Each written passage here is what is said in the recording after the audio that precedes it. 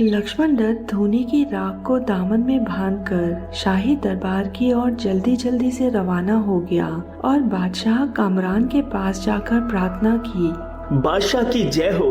मैं अपने बालक को हिदायत देना चाहता हूँ, उसे समझाना चाहता हूँ कि अब वो हुक्म का पालन करे, शंख न बजाए, अब इसकी जान बख्शी जाए।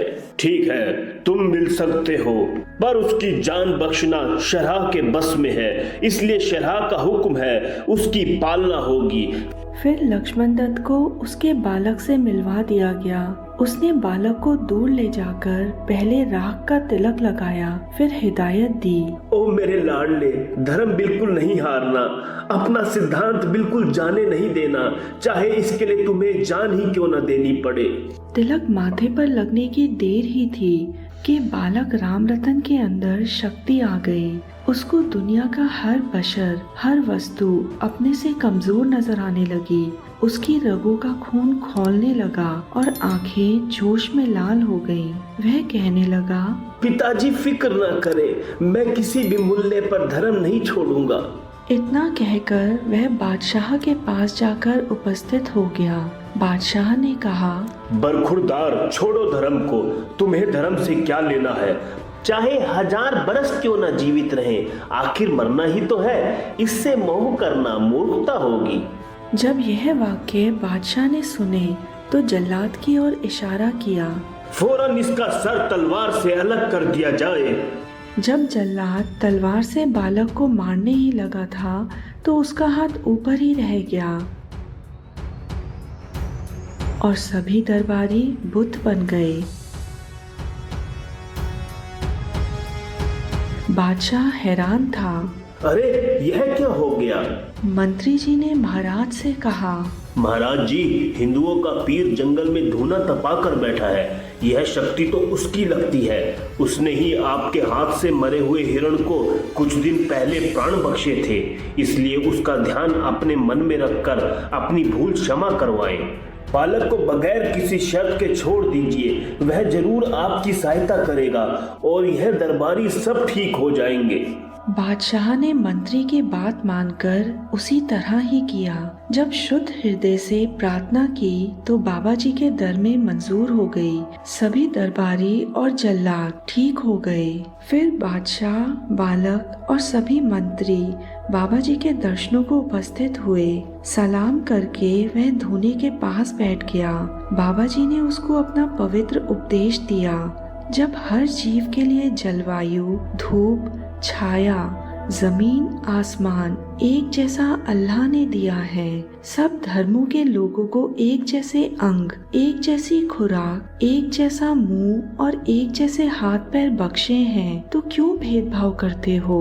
अल्लाह पाक की बनाई दुनिया को तंग करने वाला हुक्मरान कभी भी सुखी नहीं हो सकता। महाराज के मुख से कथन सुनकर कामरान का हृदय थर थर कांप उठा। उसने माफी मांगी और हिंदुओं से सब प्रकार की पाबंदियां उठा ली और महाराज से आशीर्वाद लेकर वह शाही दरबार की ओर रवाना हो गया।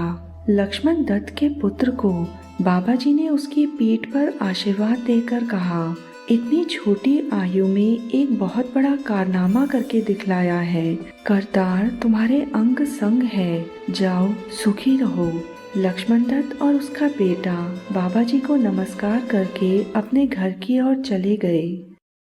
आइए जानते हैं बाबा श्रीचंद को बादशाह जहांगीर ने क्यों 700 बीघा जमीन दी थी। एक दिन की बात है, लाहौर में अपने दरबार में बैठे बादशाह जहांगीर ने अपने मुर्शीद मियां मीर जी से पूछा, पीर जी, जिस प्रकार मैं आज हिंदुस्तान का सबसे बड़ा बादशाह हूँ, उसी प्रकार फकीरों में कौन बादशाह है जो तपी, त्यागी एवं ब्रह्मचारी भी हो? हुजूर, आज के समय में फकीरों के बादशाह श्री गुरु नानक देव जी के बड़े पुत्र बाबा श्री चंद जी महाराज हैं। आप तो यही समझें कि अल्लाह पाक ने ही धरती पर अवतार लिया है।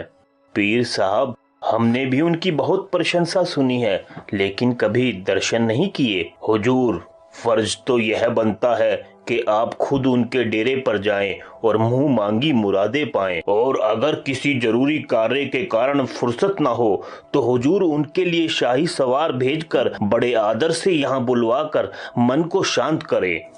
बादशाह ने शाही कार्य अधिक होने के कारण अपने वजीर को हुक्म दिया, वजीर, हमारे खास मुलाजिम शान शौकत से कादराबाद के जंगलों में जाएं और वहां से बाबा श्रीचंद को राज सवारी पर बेहद ही अदब के साथ हमारे दरबार में लाएं, ताकि हम उनके दर्शनों के लाभ उठा पाएं। दूसरे दिन कुछ उच्च अधिकारियों के संग वजीर कादराबाद, जो स्थान अब गुरदासपुर में है, वहां के लिए निकल गया। वजीर राजकीय ठाट बाट के साथ 3-4 दिनों की यात्रा के पश्चात बाबा श्रीचंद महाराज के डेरे नानक चक पहुंच गए। हिंदुस्तान के शहंशाह के खास वजीर ने एक फकीर से फरियाद की, फकीर को हमारा सलाम। फकीरों के फकीर बाबा श्रीचंद महाराज आपके डेरे पर शहंशाह जागीर खुद आना चाहते थे, परंतु राजकाज के कामों में व्यस्तता होने के कारण खुद नहीं आ पाए, और आपके लिए राजकीय ठाट बाट संग हमें भेजा है ताकि आपको यहाँ से सम्मान पूर्वक राजकीय सवारी पर शहंशाह के दरबार लाहौर में ले जाया जाए। उन्होंने आपको लाहौर आने का निमंत्रण भेजा है ताकि वे आपके दर्शनों के लाभ उठा पाए। बाबा श्रीचंद ने बादशाह जहांगीर का निमंत्रण स्वीकार किया और राजकीय अफसरों से कहा, यह लो हमारी लोई, आप इसे हाथी पर रखें, हम भी आते हैं। बाबा श्रीचंद जी के सेवक भाई कमलिया से कंबल या लोई लेकर जैसे ही हाथी पर रखा गया, कंबल के बोझ के कारण हाथी की चारों टांगे जमीन में धंस गई और वह व्याकुल होकर जोर से चिंघाड़ने लगा। तब बाबा जी ने अफसरों को इशारा किया और उन्होंने कंबल को हाथी की पीठ से उठा लिया। कंबल उतारते ही हाथी की टांगें दोबारा जमीन पर आ गई। यह कौतक या चमत्कार देखते ही सभी अफसर बाबा जी के चरणों में झुक गए। अफसरों ने दोबारा बाबा जी से अनुरोध किया, गरीब परवर, आगे क्या हुक्म है? आपके लिए कौन सी सवारी का प्रबंध करें? क्योंकि अगर आप पैदल गए तो बादशाह सलामत हमसे नाराज हो जाएंगे। कृपया कर हम खिदमतदारों को बताएं, बादशाह से जाकर आप जी का क्या पैगाम दें। आप डरे नहीं, हम आपकी पूरी तरह से सहायता करेंगे और बादशाह आपको कुछ नहीं कहेंगे। आप अपना हाथी लेकर वापस जाएं, हम जल्द ही लाहौर पहुंचेंगे। जब शाही अफसर वहां से चले गए तो इसके बाद बाबा श्रीचंद जी भाई कमलिया के कंधों पर बैठकर कुछ पलों में ही लाहौर पहुंच गए।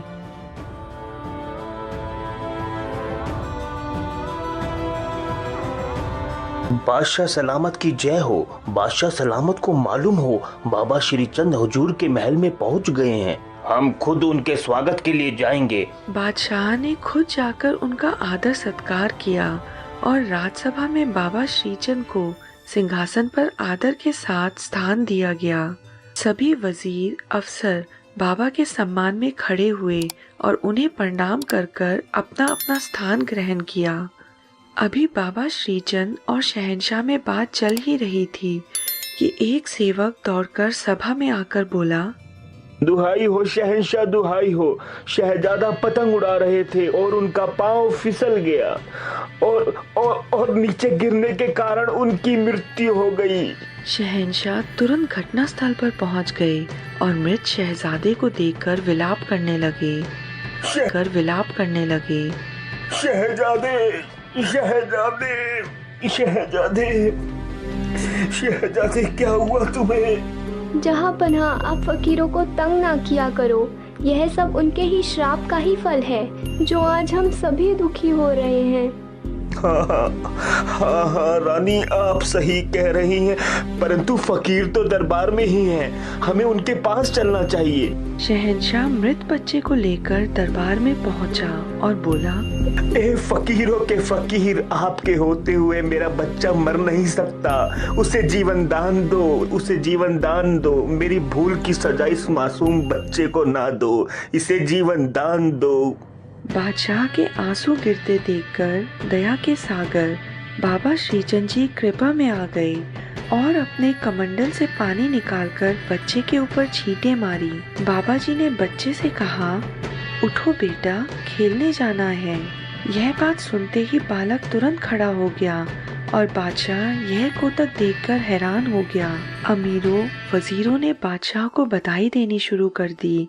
वहाँ पर बधाइयाँ चल रही थी और दूसरी ओर बाबा श्रीचंद और भाई कमलिया वहाँ से लुप्त हो गए थे, यानी राजसभा से चले गए थे। बच्चे की माँ यानी रानी बहुत खुश थी, परंतु उसे इस बात का अफसोस भी हो रहा था कि वह बाबा जी का आशीर्वाद न पा सकी। रानी ने बादशाह के आगे विनती की, हे महाराज, बाबा जी ने हमारे शहजादे को दोबारा जीवनदान दिया और दूसरी ओर आपने फकीर को अपने यहाँ बुलाकर कष्ट दिया। अतः हम सभी को उनके निवास स्थान पर जाना चाहिए और उनसे आशीर्वाद लेना चाहिए, क्योंकि वे यहाँ आए, हमारा बच्चा मर गया और दोबारा जीवित हो गया, हाथी उनकी लोई न उठा पाया। ये सभी बातें इसी बात पर इशारा करती है कि बाबा श्रीचंद जरूर ही अल्लाह पाक का नूर है। यह सब सोचकर सभी ने कादराबाद जाने का मन बना लिया। शुभ दिन देखकर शाहजहां जहांगीर और पूरा राज परिवार कादराबाद के जंगलों में बाबा श्रीचंद जी से मिलने पहुंच गया। हीरे मोती की भेंटें बाबा जी को भेंट की गई। यह सब देखकर बाबा जी ने जहांगीर से कहा, हे शहंशाह, हम प्रभु की भक्ति में लीन रहते हैं, इन सभी नजरानों की हमें आवश्यकता नहीं है। आप किसी और व्यक्ति को इन्हें दे दें जिसे इन सभी का मोह हो। और यह कहकर बाबा जी ने सभी भेंट में मिली चीजों को वापस कर दिया। हे महाराज, आपने तो सब कुछ वापस लौटा दिया। अगर आप कहें तो मैं एक सुंदर महल आपके लिए रहने के लिए बनवा दूं। परंतु बाबा श्रीचंद ने इस बात पर भी ना कर दी और कहा, हमने तो संसार ही त्यागा हुआ है, तो इन मेवों का हमने क्या करना है। जब शहंशाह ने देखा कि बाबा जी तो हर बात पर मना कर रहे हैं, तो उन्होंने 700 बीघा जमीन बाबा धर्मचंद यानी उनके भतीजे के नाम कर दी। बाबा जी ने फिर से मना किया, तो इस पर शहंशाह ने कहा, हे महाराज, मेरी तो दिल की इच्छा पूरी होने दे। आपके नाम ना सही, परंतु यह जमीन आपके भतीजे के नाम कर रहा हूँ।